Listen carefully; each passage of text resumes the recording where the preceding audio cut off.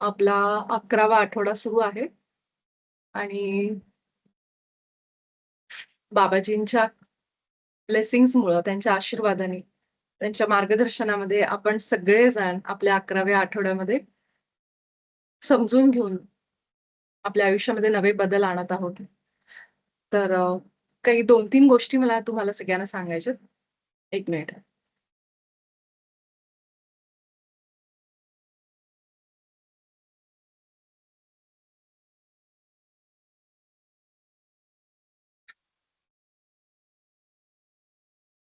तर 2-3 गोष्टी अशा आहेत, की पहिली तर सकाळपासून आज ना सगळ्यांचे मला असे काही मेसेज आलेत, की जे सगळे एकमेकांशी कनेक्टेड असल्यासारखे.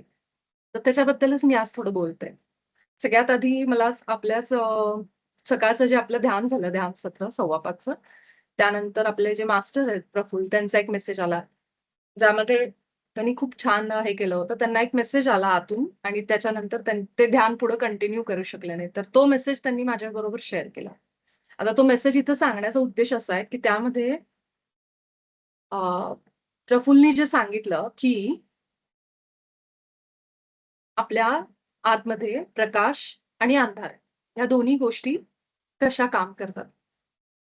आणि आपण ज्याला राक्षस म्हणतो, ज्याला डेव्हिल म्हणतो, असुर म्हणतो, हे सगळं म्हणजे आपल्या आतला अंधार आहे, शॅडो आहे. त्याबद्दल त्यांना काहीतरी आतमध्ये मेसेज आला आणि पुढं त्यांचं ध्यान काही झालं नाही. तो एक मेसेज त्यांनी मला टाकला. त्यानंतर दुपारी अजून एक आपले मास्टर आहेत ग्रुपमधले. त्यांचा मला फोन आला आणि त्यांनी कालच्या सत्राबद्दल त्यांची प्रतिक्रिया वगैरे दिली आणि ते कसं मदत करतंय हा 11वा धडा त्यांच्या आयुष्यामध्ये किंवा त्यांना कसा त्याचा फायदा होतोय याबद्दल सांगितलं. एक बोलण्या-बोलण्यात असा एक कॉमन त्याच्यामधला फॅक्टर हा, मी जे तुम्हाला म्हणलं, की प्रत्येकाचे मेसेजेस कसे कनेक्टेड आहेत बघा हां. की सकाळी जे प्रफुल्ल मला म्हणत होते, की त्यांनी एवढा मोठा मेसेज लिहून पाठवला. त्याच्यामध्ये त्यांनी लिहिलं, की काय-काय त्यांना जाणवलं आतमधून, की आपण ज्याला आसुरी शक्ती म्हणतो, ज्याला आपण डेव्हिल म्हणतो, जो राक्षस म्हणतो, हे म्हणजे आपल्या सगळ्यांचं एक कलेक्टिव्ह आहे. आपण काय म्हणतो, की ह्या जगामध्ये जितकी पॉझिटिव्हिटी, सकारात्मकता आहे, तितकाच अंधार पण आहे. आणि ह्या ज्या आसुरी शक्ती ज्यांना आपण म्हणतो, जे असुर होते आपले, जे आपण रामायण, महाभारत किंवा अनेक आपल्या ग्रंथांमध्ये जेव्हा त्यांचं ऐकलं, तर ह्या असुरी शक्ती ज्या होत्या, ते सुद्धा ध्यानच करायचे. ते पण तपश्चर्याच करायचे. आणि त्या तपश्चर्येतून, त्या ध्यानातून मग त्यांच्या शक्ती जागृत व्हायच्या आणि त्यातून ते इतके बलदंड व्हायचे, की मग त्यांना मारण्यासाठी एखाद्या अ, आदिशक्तीचं आवाहन करावं लागायचं किंवा मग महादेव असतील किंवा मग असे आपले देवता ह्यांना जागृत करून त्यांच्या सहाय्याने त्यांचा वध केला जायचा. हे आपल्या सगळ्यांना माहिती आहे. म्हणजे काय होतं, की ध्यानाच्याच मार्गाने ते सगळे असुर पण जागे व्हायचे. तेवढी शक्ती मिळवायचे पूर्वी. तपश्चर्या करून, करून, करून, ध्यान करून, करून अनेक वर्ष बसून हे सगळं करायचे. हे आपल्या सगळ्यांना माहिती आहे. त्यांच्यामध्ये असुर जागा व्हायचा. हा पॉइंट महत्वाचा आहे. ध्यान हे एक साधन आहे. तो मार्ग आहे आत्मसाक्षात्काराचा. जसं युनिफाईड आहे, तसं ध्यान आहे. आपण सगळे करतो. ह्या ध्यानाने आपल्याला आतल्या शक्ती कळतात. ज्ञान व्हायला लागतं. पण त्या शक्तीचा कोण कसा वापर करतं, ह्याला जे आपण पर्याय निवडणं म्हणतो, ह्यालाच आपण फ्री विल म्हणतो. इथंच येते ती स्वतंत्र इच्छाशक्ती, की अ, देवसुद्धा, ईश्वरसुद्धा आणि असुरसुद्धा हे दोघंही ध्यान करून शक्ती मिळवतात. पण त्या शक्ती मिळालेल्या त्याचा शक्तीचा वापर कोण कुठल्या पद्धतीसाठी करतंय, कुणी मानवजातीच्या कल्याणासाठी करतंय, की कुणी विध्वंसक वृत्तीने लोभापायी, की सगळं मला मिळायला पाहिजे. जे असुर करायचे पूर्वी, की त्रैलोक्याचा राजा बनायला जायचे आणि मग इंद्राबरोबर वगैरे युद्ध हे ते सगळं आपण अनेक वेळा माहिती आहे आपल्याला सगळं ते. म्हणजे तुमच्याकडे शक्ती आहेत. तुम्ही शक्ती जागृत पण करता.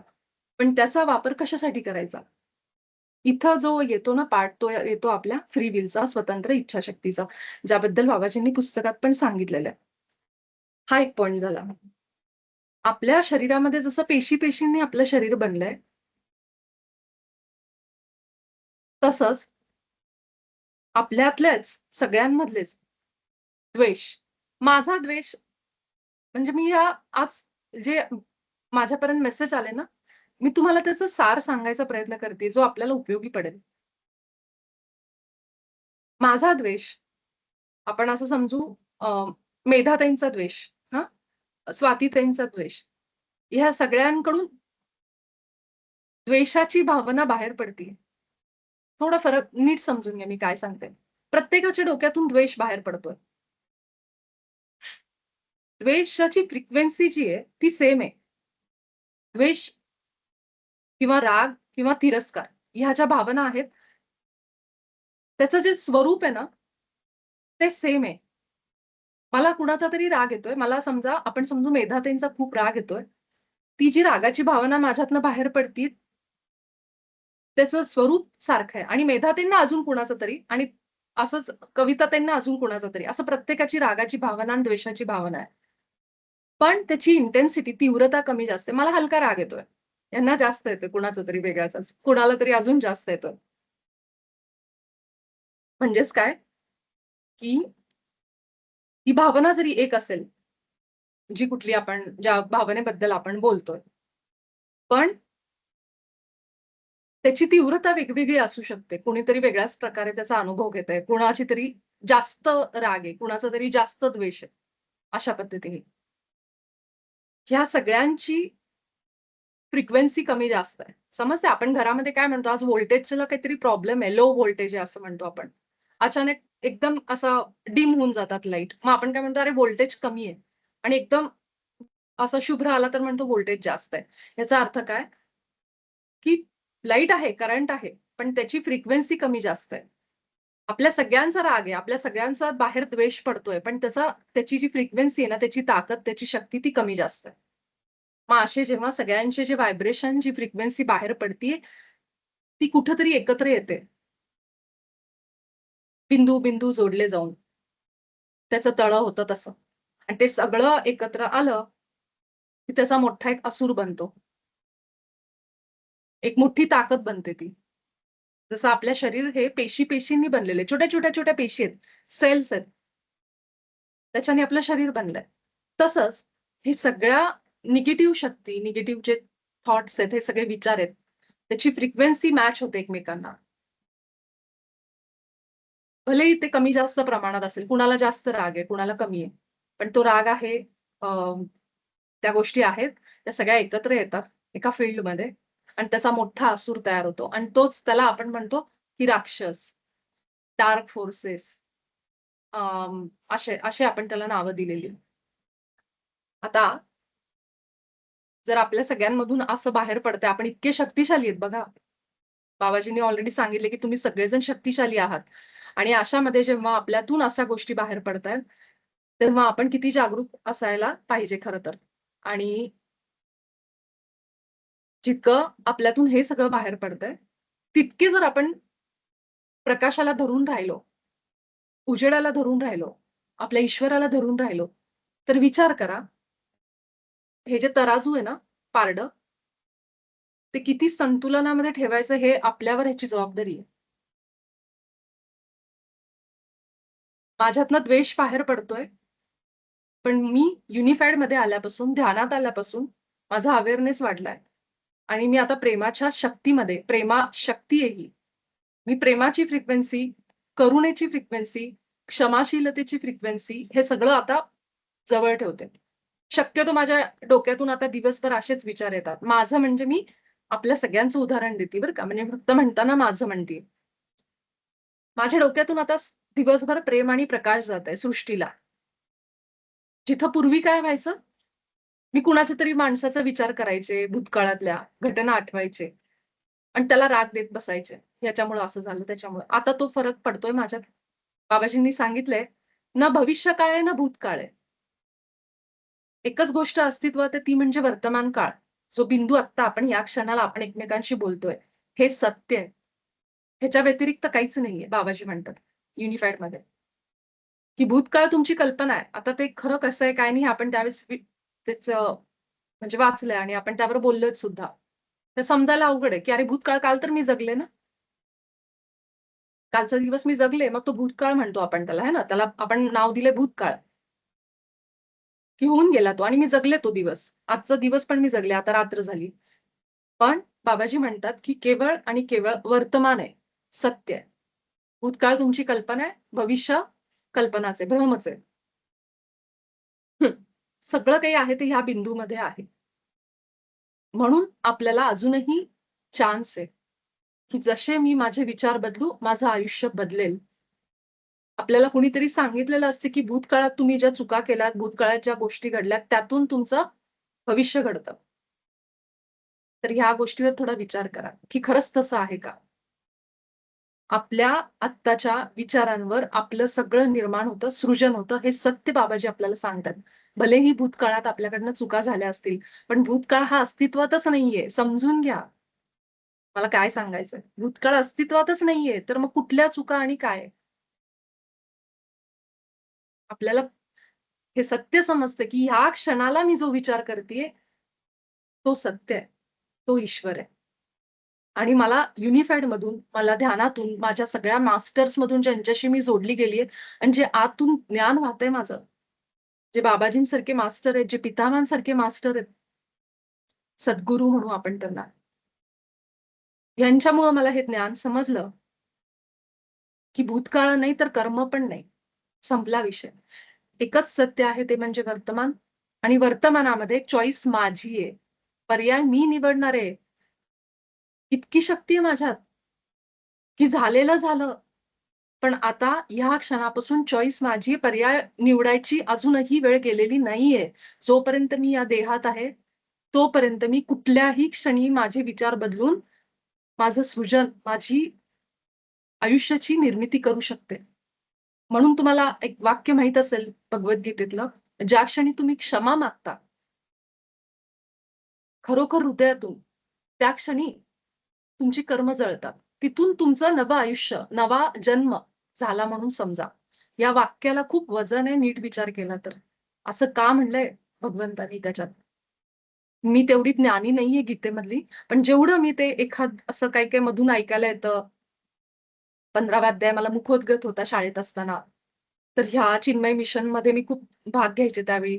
पण त्यातून थोडं-थोडं जे काही कळलं ना ज्ञान, त्याच्यावरनं मी फक्त सांगू शकते, की का असं म्हणलं गेलेलं आहे आणि हे मी कशामुळे सांगू शकते, कारण मी युनिफाईडचा अभ्यास केला म्हणून. म्हणून मी हे सांगू शकते, की बाबाजींनी जे भगवद्गीतेचं कनेक्शन आहे ना, तो जो युनिफाईड नीट वाचेल त्यालाच भगवद्गीता व्यवस्थित कळेल. की भगवंताची आपण म्हणतो भगवद्गीता समजून घेणं थोडं अवघड पडतं आपल्याला, पण युनिफाईड वाचा तुम्हाला कळेल भगवद्गीता काय आहे.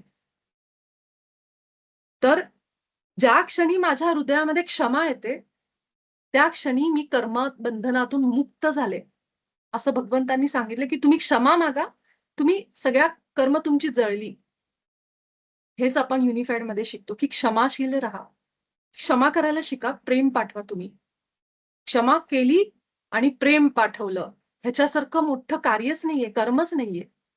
ज्या क्षणी माझ्या हृदयातून त्या सगळ्यांना प्रेम चाललंय, माझी सगळी कर्म संपली तिथून. आपण कर्माचे जे साखळे दंड आहेत ना, सगळे तुटले आपले.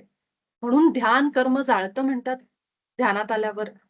ह्याच्यासाठीच, की ध्यान करून, करून, करून आपली जी एनर्जी वाढते आणि आपल्याला जे आतून ज्ञान व्हायला लागतं, त्यातून आपल्याला समजतं, की मी देह नाहीये, मी आत्मा आहे.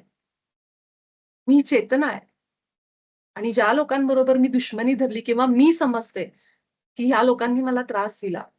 ते पण आत्मा आहेत आणि तेही ईश्वर आहेत आणि तेही ईश्वराच्या प्रतिमेत बनलेत.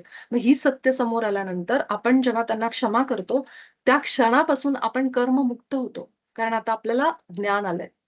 मग सांगायचा हेतू आहे, की आपण आपला प्रकाश कसा धरून ठेवला पाहिजे. उद्या जगामध्ये काहीही परिस्थिती आली लक्षात ठेवा. काहीही परिस्थिती येऊ दे. 2 गोष्टी आपल्याला पाहिजेत. आपण ज्या कम्युनिटीमध्ये राहतो, जिथं कुठे आपण राहतो, हे कलेक्टिव्हली काम करतं आपल्याला माहिती आहे. म्हणून आपण सगळे जोडायचा प्रयत्न करतो एकमेकांना. माझ्यापर्यंत जी कुठली ध्यानाची लिंक आहे ती मी शेअर करते. कारण माझ्यासाठी हे पुण्यकर्म आहे. ती माझ्याच ग्रुपची पाहिजे, तुम्ही माझ्याच सोबत ध्यान केलं पाहिजे जरुरी नाहीये. कुठेही जाऊन करा, पण ध्यान करा. कारण आपल्या सगळ्यांना एक व्हायची वेळ आली आता. आपण सगळे एक आहोत. ह्या शक्तीनीच आपण येणारं आपलं निर्माण करतोय. त्यामुळं येणाऱ्या काळामध्ये काहीही परिस्थिती आली तरी सुद्धा माझा त्यावर विश्वास पाहिजे, एक्सेप्टन्स पाहिजे, की हे जे काही होत आहे ना, हे माझ्या चांगल्यासाठी आहे आणि माझ्या हृदयात त्याच्याबद्दल जेव्हा एक्सेप्टन्स असेल, स्वीकार करते मी सगळ्या गोष्टींचा. प्लस अजून एक गोष्ट स्वीकार करायचा, अजून काय करायचं? आपला उजेड सोडायचा नाही. आपला प्रकाश सोडायचा नाही. आपण जे पिरॅमिड सेना, आपण पितामहांची सेना, आपण म्हणत आलो इतके वर्ष. आपण ध्यान साधना आणि ह्या गोष्टी करत आलो किंवा ज्याही भगवंताचं आपण केलं असेल. त्यावेळेस आपली ती परीक्षा असल्यासारखा तो पॉइंट असणार आहे. जेव्हा कधी आपल्या आयुष्यात कधीही वेळ येऊ दे, पुढे कधी, आता कधीही, त्यावेळी आपण धरून राहायचं. ते आपल्या गुरूंना, आपल्या उजेडाला भलेही आपण कुठल्याही संकटात असू. तुम्ही आठवा, ज्ञानेश्वर महाराज आठवा, तुम्ही तुकाराम महाराज आठवा, तुम्ही एकनाथ महाराज, आपले सगळे संत आठवा. इतका प्रचंड त्रास झाला त्यांना. पण नाव सुटलं नाही. हृदयातून पांडुरंगाचं ध्यान गेलं नाही. स्मरण गेलं नाही. जे झालं ते त्यांनी मान्य केलं. कुठेही त्याचा विरोध नव्हता. गाथा बुडल्या, काय-काय त्रास झाला. खायला अन्न नव्हतं तर त्या पाठीवर सगळं केलं. एवढ्या गोष्टी आहेत. म्हणजे किती लेव्हलचा, की जिथं सर्व्हायव्हल, जगू का जाऊ, अशी परिस्थिती असतानाही त्यांच्या हृदयातून भाव गेला नाही आणि विठ्ठलाचं तोंडातून नाव गेलं नाही. मग आपण त्या परिस्थितीत नाही आहोत. आपण आपला उजेड का सोडायचा? राइट? आणि हे मी का सांगते? कारण मला आज जे मास्टर होते ते म्हणत होते, की हे लक्षात ठेवणं किती अवघड आहे ना. विसरतो आपण. आपण विसरतो, की आपण परमेश्वराच्या, ईश्वराच्या प्रतिमेत बनलो आहोत किंवा पितामह म्हणतात तसं आपण ईश्वर आहोत. हे विसरतो आपण. मग मी त्यांना म्हणलं, की आपलं मन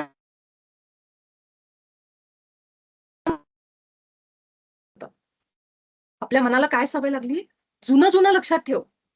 कोण काय म्हणलं, हा तो म्हणला, ते तसं म्हणलं, ह्याला कधी क्षमा नाही करायची. हे सगळं लक्षात ठेव राग. आता इतकं सगळं लक्षात ठेवलं, मग हे जर प्रकाश वाढतोय आपल्या आतमधला, तर मन कसं लक्षात ठेवेल? त्याला तर आपण वेगळीच कमांड देऊन ठेवली, की या माणसाबद्दल कधीही विसरायचं नाही. या घटना कधी विसरायच्या नाहीत. तो तेच पकडून ठेवेल, की हे तो आपल्याला दाखवेल, आपला अहंकार जागृत करेल, की "तू बघ हे विसरतीयेस तुझ्याबरोबर घडलेलं. हा व्यक्ती असा वागला, ही व्यक्ती अशी वागली." हे आपल्याला तो वारंवार दाखवतो आणि आपल्या हृदयात जाण्यापासून थांबवतो. मग तिथं आपली फ्री विल आहे, की मी काय निवडते? या गोंधळातही जिथं जगामध्ये इतक्या गोष्टी सुरू आहेत आणि आपल्यापर्यंत काही गोष्टी आल्या, तेव्हाही मी काय निवडते? ही माझी फ्री विल. मी एखादी आज रील बघता-बघता माझ्यासमोर अशा काही न्यूज आल्या, कुठल्या देशाचं युद्धाचं किंवा काही आलं. ते बघितल्या-बघितल्या एक जण सांगत होता, की येणारा काळ आपल्या भारतासाठी असा आहे, तसा आहे, हे होणार आहे, ते होणार आहे, सगळं सांगत होता. मी बघत नाही अशा पोस्ट, पण ती माझ्यासमोर आली ती व्हिडिओ, तो व्हिडिओ आणि तो बघताना मी फील करत होते, की माझ्या भावना आत्ता काय उमटतायत. मी घाबरले का? पहिली रिएक्शन जगातून तुम्हाला कितीही तुमच्या घरात सांगू देत, बाहेर सांगू देत, की फार असं झालंय, असं होणार आहे, तसं होणार आहे. तुम्ही काय फील करता हे महत्वाचं आहे. मी तो व्हिडिओ आल्यानंतर आज असं झालं, की पूर्णपणे तटस्थतेने मी तो व्हिडिओ बघितला. नाहीतर मी खरं व्हिडिओ पण बघत नाही, ते पुढे हे करून टाकते ते. पण आज मी बघितलं ते मला माहीत नाही का मला दाखवलं गेलं. पण त्यावेळेस माझी एक प्रकारची टेस्ट झाल्यासारखी मला समजलं, की मी कुठल्या लेव्हलला आहे. कारण कुठेही डळमळीत झालो का आपण? हे आपण चेक करायचं असतं यावेळी. जर असा व्हिडिओ आलाच आपल्यासमोर. एकतर ह्या मीडियापासून जितकं लांब राहता येईल तितकं राहा न्यूजपासून. बघा तुम्ही 8 दिवस कुठलीच न्यूज बघू नका. बघा तुम्हाला काय शांत वाटतं आतमध्ये. आपण वेगळ्याच जगात आहोत. आपण केवळ बाबाजींच्या, पितामहांच्या जगात आहोत. 5व्या डायमेन्शनचं जग आहे. जे केवळ प्रेमाचं आहे असं तुम्हाला तुम्हाला जाणवणार नाही, की बाहेर काय-काय सुरू आहे. आणि थोडं एखादी न्यूज ऐका किंवा काही ऐका.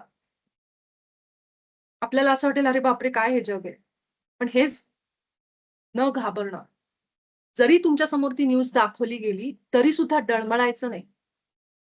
विश्वास ठेवायचा, की माझा हायर सेल्फ, माझा उच्च आत्मा आणि माझे बाबाजी, पितामह माझ्यासोबत आहेत आणि जे होतंय ते माझ्यासाठी सर्वोच्च हिताचं आहे. हा एक आतून विश्वास आला पाहिजे. जो विश्वास आपल्या संतांनी भगवंताच्या बाबतीत दाखवला त्यांच्या संकटात सुद्धा, त्यांच्या वाईट परिस्थितीत सुद्धा. तितके आपण बनलो पाहिजेत. विश्वास इतका तगडा, की तो कुठल्याही गोष्टीने तुटला नाही पाहिजे. काहीही होऊ दे. दुःख असू दे, सुख असू दे. असे आपण बनलो पाहिजेत. तर मग आपण साधनेत आहोत. कारण त्या अवस्थेला आपण पूर्ण सरेंडर म्हणू शकतो. जर मी ते व्हिडिओ बघितले, अशा न्यूज ऐकल्या, कुणाकडनं काहीतरी भविष्यवाणी ऐकली, काहीतरी बरंच चाललेलं असतं YouTubeवर आणि ते तुमच्यापर्यंत आलं आणि तुम्हाला जर असं वाटलं, तर मग अजून काम करायची गरज आहे. आणि जर तुम्ही तटस्थपणे बघताय आणि तुम्ही म्हणताय त्याच्यावर रिएक्शनच दिली नाही आपण, काहीच रिएक्शन दिली नाही. तर ह्याचा अर्थ आपण पूर्ण सरेंडर आहोत. आपल्याला माहिती आहे, की जे होत आहे, ते होतंय. आता तो समोर व्हिडिओ आणला गेला, याच्यावर पण कारण असतं, की चेक करतो आपणच आपली मनस्थिती काय आहे, की आपण रिएक्ट होतो का? घाबरतो का? आपल्याला वाटतं का, "अरे बापरे! हे संपलं तर काय? हे असं झालं तर काय?" ह्या रिएक्शन आपल्या उठतायत का? त्या पाण्यामध्ये तरंग उठतायत का दगड टाकल्यावर? हे चेक केलं जातं.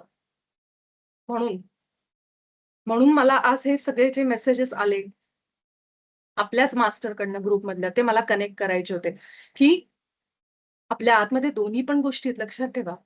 आपण दोन्ही पण आहेत. निगेटिव्ह सेलला निगेटिव्ह आणि पॉझिटिव्ह दोन्ही असतात ना सेलला, जी बॅटरी असते ती. तसे आपण आहोत. पण आपण काय वाढवायचं आणि कशावर फोकस ठेवायचा? उजेडावर की अंधारावर? वाईट कुणीच नाहीये. अंधार पण वाईट नाहीये. पण मला काय चॉईस घ्यायचा? मला आता काय मार्ग निवडायचा आहे? हे फ्री विल आहे, की मी आता अंधाराकडे बघणार की उजेडाकडं? हा माझा फ्री विल आहे. तुम्हाला अडवणारं कुणीच नाहीये. कुणीच म्हणणार नाही, उच्च आपला त्याच्यामध्ये जाणार नाही, पडणार नाही मध्ये. तुला जर घ्यायचा निर्णय, की अजूनही तुला भीतीमध्ये जगायचंय. सर्व्हायव्हल मोड म्हणतो आपण त्याला, की जगायलाच आता मला हे साठवून ठेव, हे करून ठेव, आता काय होईल असं. ही सर्व्हायव्हल मोड आपली. अजूनही भीतीतच असेल, तर कुणीही आपला विरोध करणार नाही. देवी-देवता नाही, ईश्वर नाही, कुणीच नाही. ते सगळे तुम्हाला बघतात. हां, ज्या क्षणी मी म्हणते, की मला आता केवळ प्रकाशात राहायचंय. माझ्यासमोर कुठलीही मास्टर येऊ दे, कुणीही व्यक्ती येऊ दे, त्या व्यक्तीला मी फक्त प्रेम पाठवणार. त्या माणसाला मी प्रेम पाठवणार. माझा चॉईस हा आहे. मी माझा मार्ग निवडलाय, की मी बाबाजींच्याच मार्गावर जाणार, सत्याच्या मार्गावर राहणार, ईश्वराच्या मार्गावर राहणार. हे मी घेतलंय. मग भलेही काहीही होऊ दे, मी ते सोडणार नाही. ही जी ठाम भूमिका आपण घेतो, एक मार्ग निवडतो, चॉईस घेतो, तेव्हा मात्र पूर्ण ब्रह्मांड काय आहे, सगळ्या ईश्वरी शक्ती तुमच्या बाजूने यायला लागतात. आणि प्लस मी माझ्यासोबत मला जे भेटतील त्या सगळ्यांना मी हा प्रकाश देत जाणार आहे. तो प्रकाश तुमच्यातनं बाहेर व्हायला लागतो. तीच तुमची हृदयातली शक्ती आहे. म्हणून ह्याला प्रेमाची शक्ती म्हणतात. आणि ती कशी देऊ शकतो आपण कुठल्या-कुठल्या मार्गाने? ध्यान देऊन, ध्यान शिकवून, ध्यानाबद्दल माहिती देऊन, ज्ञानाबद्दल सांगून, की हे पुस्तक वाच. असं तुम्हाला काहीही कोणी आलं तुमच्या समोर मदत मागण्यासाठी, की आमच्या आयुष्यात हे प्रॉब्लेम आहेत. ते प्रॉब्लेम ऐकण्यापेक्षा त्यांना हे सांगा. ती मदत आहे. त्यांचे प्रॉब्लेम ऐकून त्यांचे त्यांना सॉल्व्ह नाही होत आहेत. आपण काय सॉल्व्ह करणार आहे दुसऱ्याचे प्रॉब्लेम, राइट? त्यांचं त्यांना नाही होत आहे सॉल्व्ह. आपण त्यांचे गाऱ्हाणे ऐकून, त्यांचे प्रॉब्लेम ऐकून, त्यांचे प्रॉब्लेम वाढवणार आहोत. त्याच्यापेक्षा त्यांचा प्रॉब्लेम सुरू झाला, की त्यांना थांबा म्हणायचं. त्यांना सांगायचं ध्यान करा 40 दिवसाचं कंपल्सरी.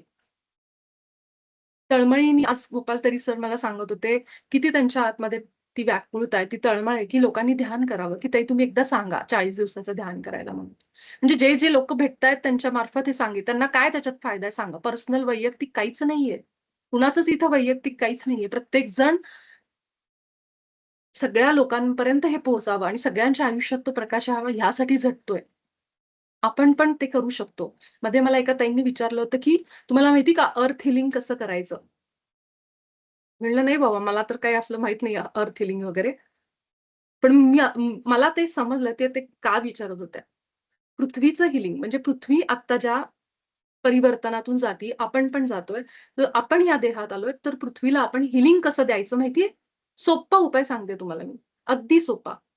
हे ज्ञान घ्यायचं आणि त्या अवस्थेत राहायचं. आनंद, सच्चिदानंद आत्म्याचं स्वरूप, मी प्रेम आहे, मी प्रकाश आहे. दिवसभर म्हणायचं, आपल्या हृदयातनं सृष्टीला प्रेम पाठवायचं. हे आपलं कार्य आहे. आपण एवढं केलं ना, आपण आपलं जे उद्देश आहे या देहात येण्याचा, तो पूर्ण केला समजा. आपल्याकडनं फार मोठं काही अपेक्षित नाहीये. आपल्याकडनं एवढंच अपेक्षित आहे, की जी परिस्थिती आहे त्या परिस्थितीतही मी माझा प्रकाश सोडत नाही आणि मी प्रेम, प्रकाश, आनंद जे काही ईश्वराचे गुण आहेत आणि विचार आहेत त्या अवस्थेत जगते. एवढंच अपेक्षित आहे आपल्याकडनं आणि त्यावेळी आपल्या हृदयातून जे व्हायब्रेशन्स बाहेर पडतात ना, आपण जेव्हा असे स्थिर होतो, त्याच लेव्हलला राहतो. जास्तीत जास्त, बरं का. मला माहिती आहे आपण सगळे संसारिक आहोत, आपल्या घरात अशी लोकं आहेत. पण जास्तीत जास्त आपण प्रयत्न याचा अर्थ आपलं योगदान होतंय. आपोआप होतंय, सहज होतंय. आपल्याला काही वेगळं हीलिंग करायची गरज नाही. पृथ्वी मातेचं जे हृदय आहे, ते जिवंत आहे. जिवंत आहे. थोड्या वेळ मला जेव्हा माझं डोकं असं हे होतं, मी जाऊन पहिलं जाते, जमिनीवर उघड्या पायाने चालते. 10 ते 15 मिनिटं बसते. तिथंच मला इतके आयडियाज येतात आणि आपोआप सुचतं, की पुढं काय करायचंय. इतकी ती जिवंत आहे, ती माता. तिच्यातून सगळे जीव जन्माला येतात. तिच्यातून सगळी झाडं, तिच्यातून अन्न आपण पोटात घेतोय.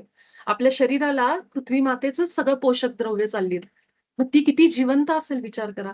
तिच्याबरोबर आपण कनेक्ट करतो का उघड्या पायांनी? हात लावतो का आपण गवताला? मातीमध्ये हात जाऊ देत ना, नंतर आपल्याला धुता येतात स्वच्छ. पण आपल्या हाताला, आपल्या अंगाला, आपल्या पायाला मातीचा स्पर्श पाहिजे, गवताचा स्पर्श पाहिजे, झाडांचा स्पर्श पाहिजे. झाडाचं जे खोड आहे त्याचा स्पर्श पाहिजे. हे करणं अतिशय मी हे खूप दिवस झाले सांगायचं विसरले. आधी मी सांगायचे माझ्या सत्रांमध्ये आम्ही जेव्हा घ्यायचो तेव्हा. अशात मी नाही सांगितलं. याचं प्रचंड महत्त्व आहे लक्षात ठेवा. ज्यांना कुणाला खाली मूलाधाराचे त्रास आहेत ना, पायाचे, ह्याचे, त्याचे, त्यांनी तर हे करायलाच पाहिजे. तुम्ही पृथ्वी मातेशी जोडलंच गेलं पाहिजे.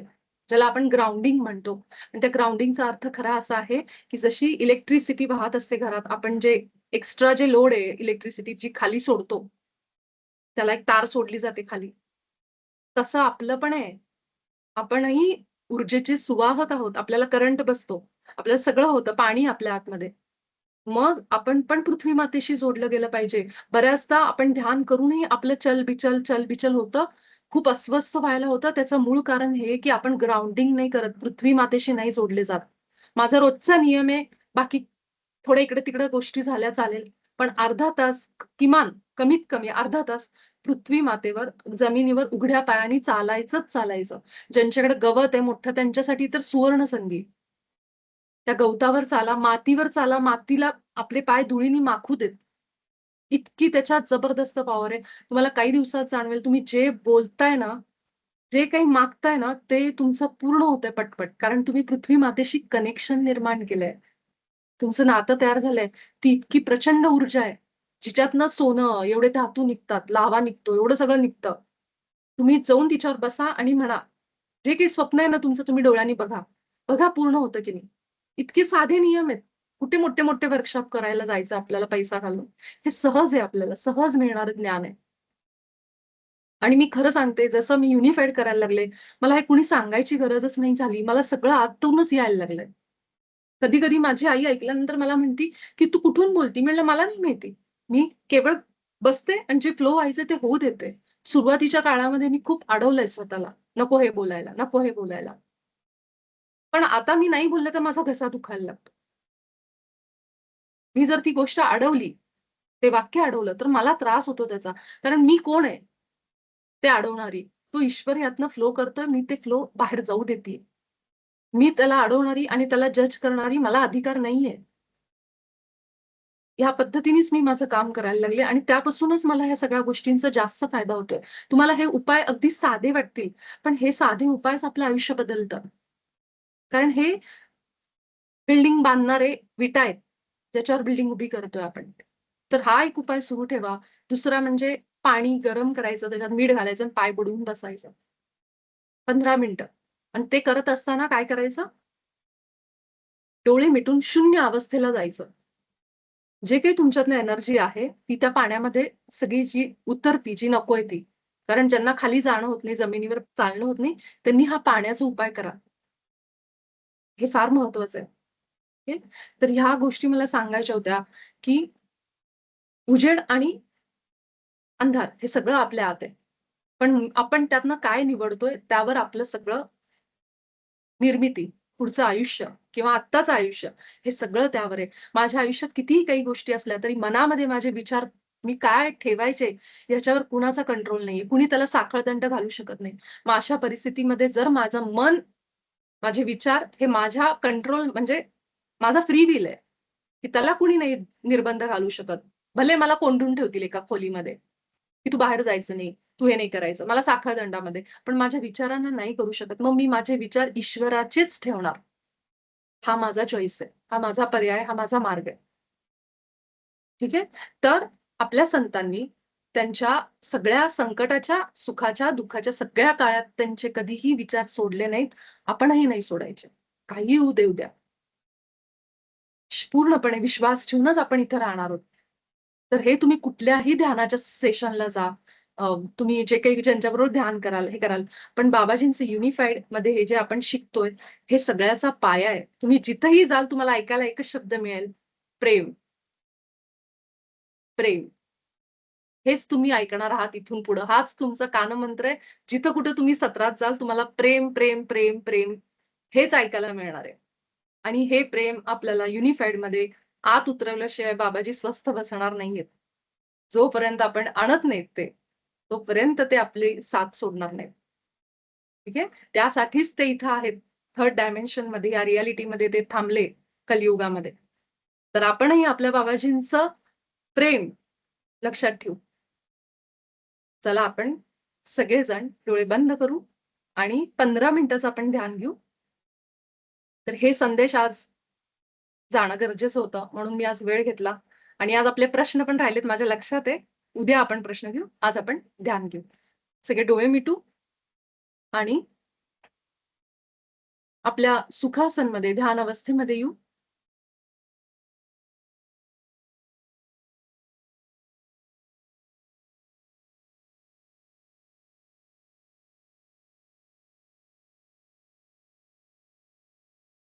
आरामात बसा.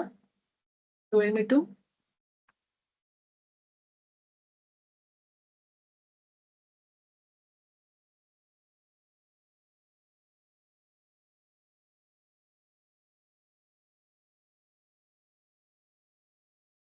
सगळ्यात आधी आपण सगळेजण आपल्या आजच्या दिवसासाठी परमात्म्याचे आभार व्यक्त करू. हे परमपिता, परमेश्वरा, तुझ्यापासून आम्ही सगळे जीव या देहामध्ये येऊन हे अनुभव घेत आहोत. त्यासाठी तुझे अनेक अनेक आभार आहेत. खूप आपल्या हृदयातून आपल्या परमात्म्याबद्दल प्रेम फील करा. जे शब्दांनी न मांडता येणारं प्रेम, की मलाच माहितीये, की माझ्या हृदयात मी कसं प्रेम अनुभव करते. ना मी कुणाला सांगू शकते, ना त्याचं वर्णन करू शकते. असं प्रेम.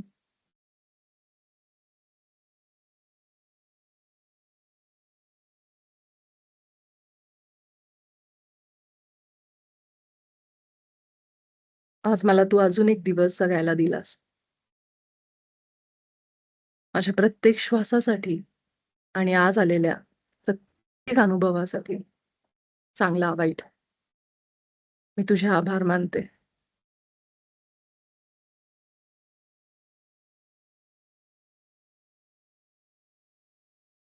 माझ्या या प्रवासामध्ये कधीही साथ न सोडलेला माझा उच्च स्व, उच्च आत्मा, त्याचे मी आभार मानते.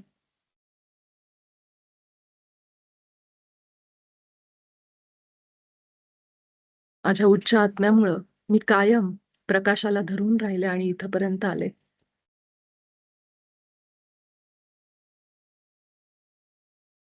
आपल्या येणाऱ्या जाणाऱ्या श्वासांना बघा. ती हळुवारपणे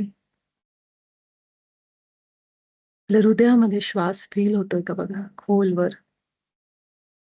कसा श्वास येतोय, कसा जातोय.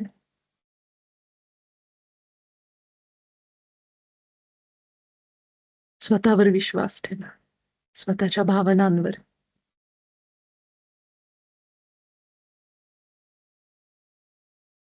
आपल्या श्वासांनी आपली छाती आपल्या हृदयाचा मधोमध भाग फील करा.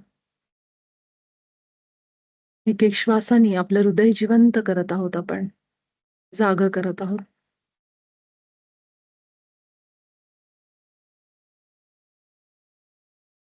आपल्या छातीचा उजवा, डावा भाग, पाठीकडचा भाग सगळं आपल्याला जाणवत असेल. शरीर पूर्ण सैल सोडा. फक्त मणका सरळ ठेवायचा. बाकी आपला चेहरा, खांदे, कंबर, पाय सगळं काही शिथिल आणि ढिलं सोडायचं. स्वतःला अगदी सोडून द्या. या फ्लोमध्ये सोडा, प्रवाहामध्ये, शरीराला.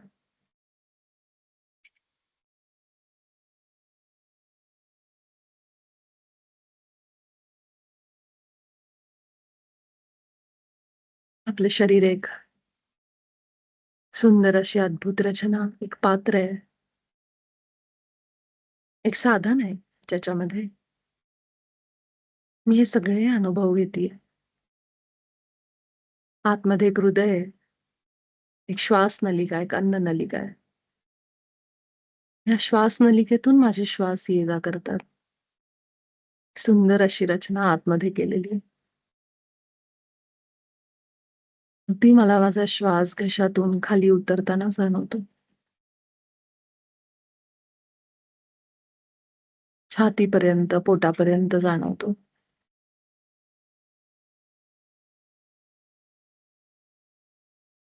छातीच्या डाव्या बाजूला माझं हृदय आहे. या हृदयाची धडधड मला जाणवते.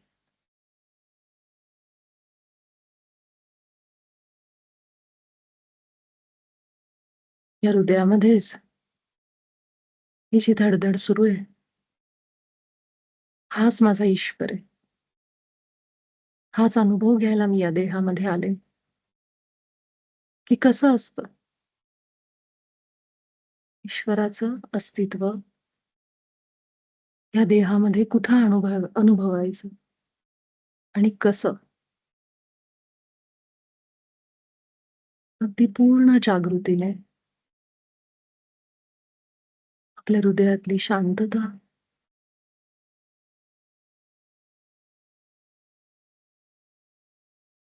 हृदयाची स्पंदनं अनुभव करा.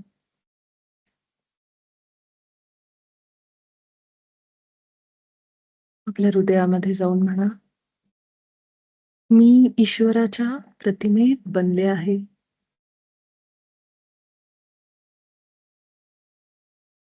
ईश्वराचे सगळे गुण माझेत. माझा ईश्वर प्रेम, प्रकाश, आनंद, सुख, समृद्धी, भरभराट, समाधान,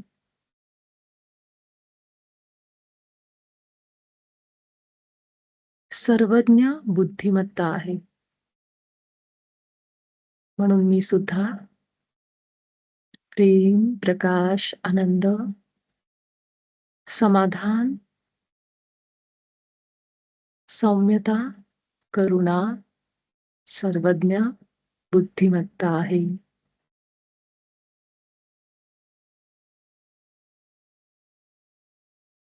आपल्या हृदयावर एक दीर्घ श्वास घ्या. छाती फुलवून अगदी मोठा श्वास.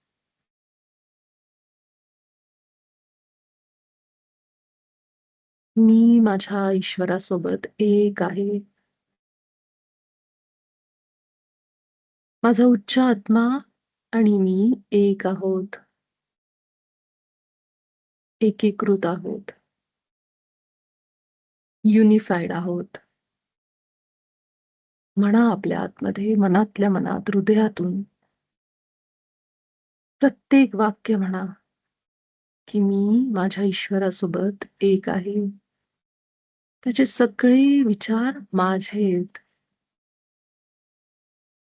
त्याचे सगळे गुण माझेत.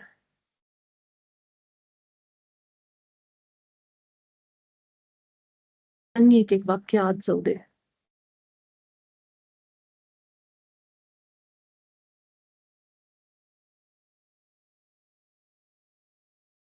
माझ्या आभा मंडळामध्ये आलेल्या सर्व अनिमंत्रित प्रभावांना मी प्रेम आणि प्रकाश देते. तुम्ही सगळे स्वस्थ आहात आणि तुम्हाला आता भीती वाटत नाही. तुम्ही सगळे ईश्वराच्या प्रतिमेत बनला आहात. तुमच्याकडे जाण्यासाठी एक योग्य स्थान आहे.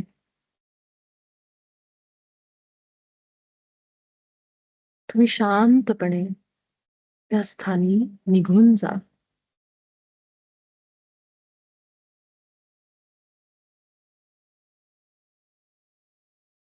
हे उच्चस्व या सर्व अनिमंत्रित प्रभावांना त्यांच्या आदर्श स्थानी घेऊन जा.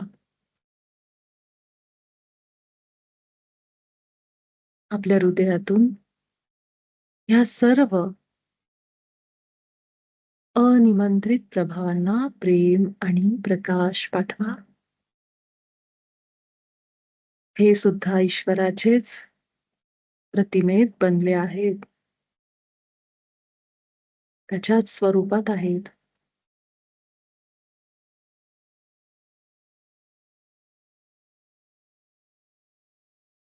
माझं आभामंडळ माझ्या उच्च स्वला सोडून बाकी सगळ्यांसाठी मी बंद करते, बंद करते, बंद करते.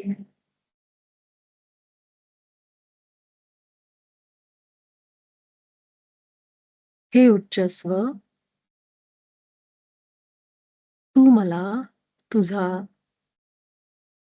सुरक्षा संकेत दे. आपल्या शरीरामध्ये कोणती हालचाल किंवा काही संवेदना होत असेल तर लक्ष ठेवा.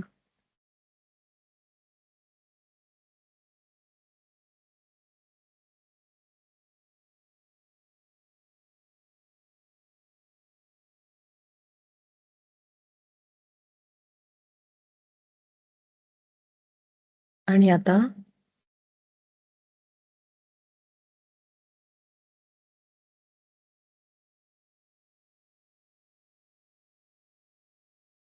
आपण आपल्या उच्च स्वला असे विचार मागणार आहोत की जे आपल्या संपूर्ण सर्वज्ञ बुद्धिमत्तेमध्ये अडथळे आणत आहेत.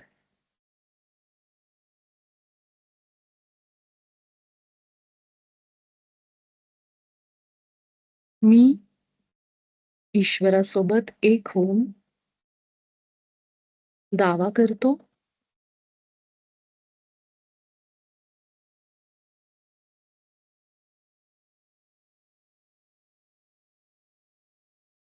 की माझ्या सर्वज्ञ बुद्धिमत्तेसाठी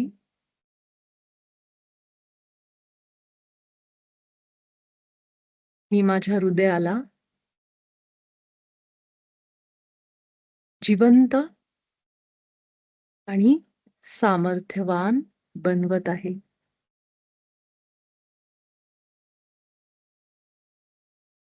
मी सर्वज्ञ बुद्धिमत्ता मिळवण्यासाठी माझ्या हृदयाला जिवंत आणि शक्तिशाली बनवत आहे. असा दावा मी ईश्वरासोबत एक होऊन करतो. आपल्या हृदयाला आपण जिवंत करत आहोत. शक्ती देत आहोत. आपल्या हृदयामध्ये लक्ष ठेवा. पूर्ण केंद्रित व्हा छातीच्या मधोमध.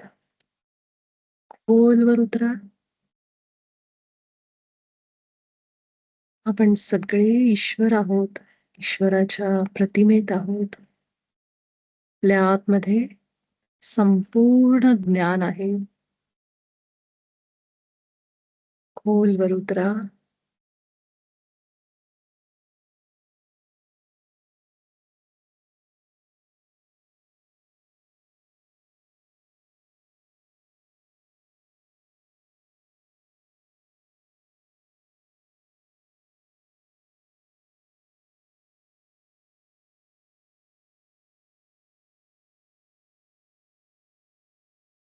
आपल्या हृदयामध्ये अनुभव करा. काय जाणवतंय?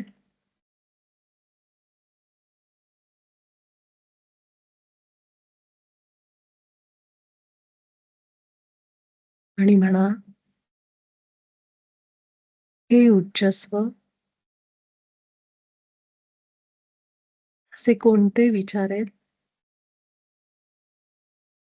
जे मला सर्वज्ञ होण्यापासून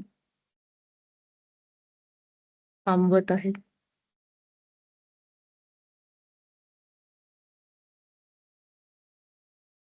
काही क्षण ह्याच अवस्थेत राहून काय विचार येतोय ह्याकडे लक्ष द्या.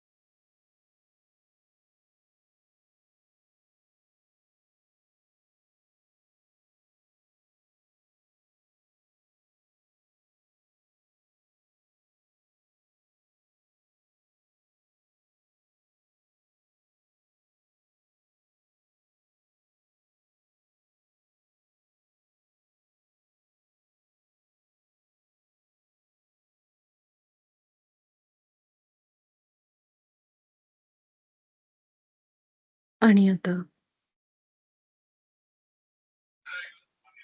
आपल्या उच्च स्वला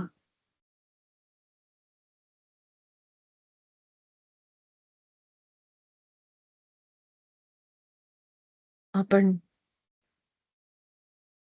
होचा संकेत मागू. हे उच्च स्व, मला तू हो याचा संकेत दे. आपलं शरीर अगदी सैल ठेवा, ढिलं ठेवा. शरीराची काय हालचाल होतीये याकडे लक्ष द्या.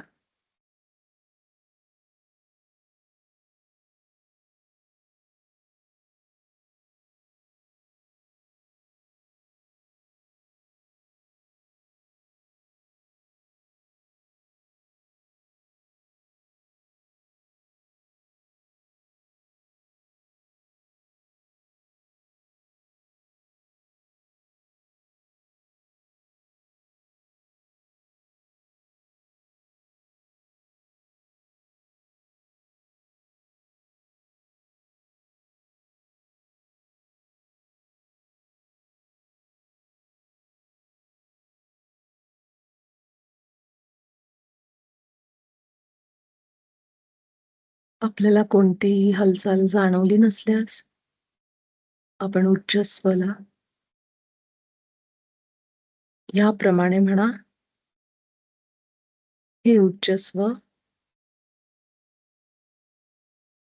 माझं डोकं 3 वेळा उजवीकडे डावीकडे फिरवून मला होचा संकेत द्या.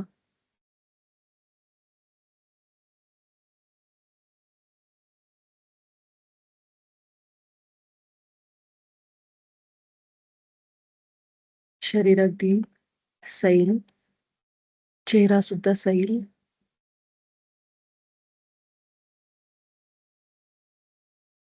नैसर्गिकरित्या कोणती हालचाल होतीये ह्याकडे बघा.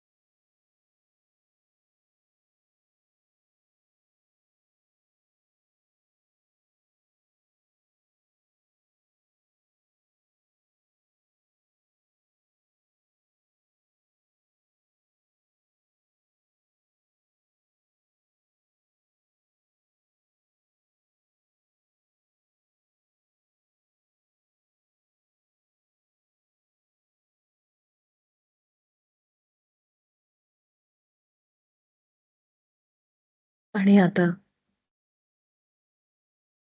माझा उच्च स्वर तू मला नाही यासाठी संकेत द्या.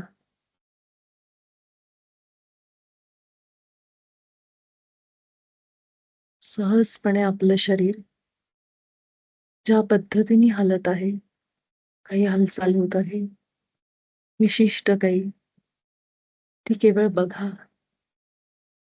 शरीराला ढिलं सोडून हा सराव करा.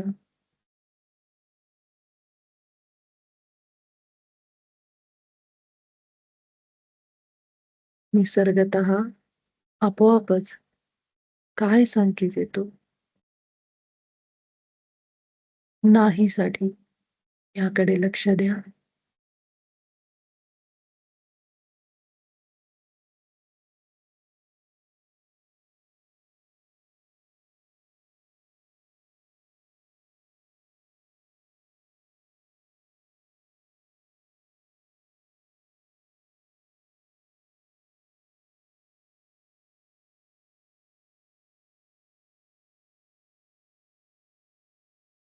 आणि तसा संकेत आला नसल्यास उच्च स्वला म्हणा, हे उच्च स्व तू मला माझा चेहरा उजवीकडून डावीकडे एकदा फिरवून मला नाहीचा संकेत द्या.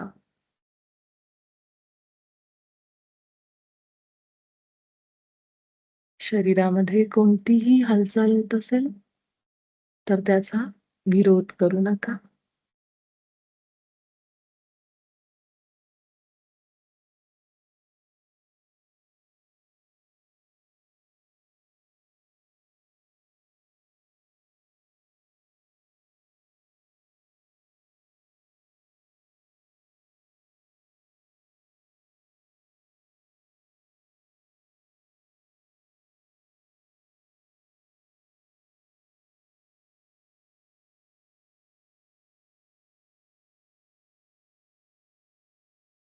आपले श्वास हृदयातच, हृदयाच्या मध्यबिंदूवर आपले श्वास आणि पुन्हा संकेत मागा मिळाले नसतील तर. आपण जितकं हृदयामध्ये एकाग्र, खोलवर केंद्रित आतमध्ये, तितके आपल्याला संकेत स्पष्टपणे जाणवतात.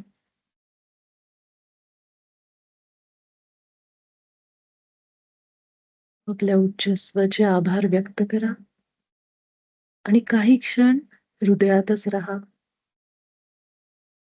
मला इच्छा असल्यास पुन्हा एकदा हा सराव करा.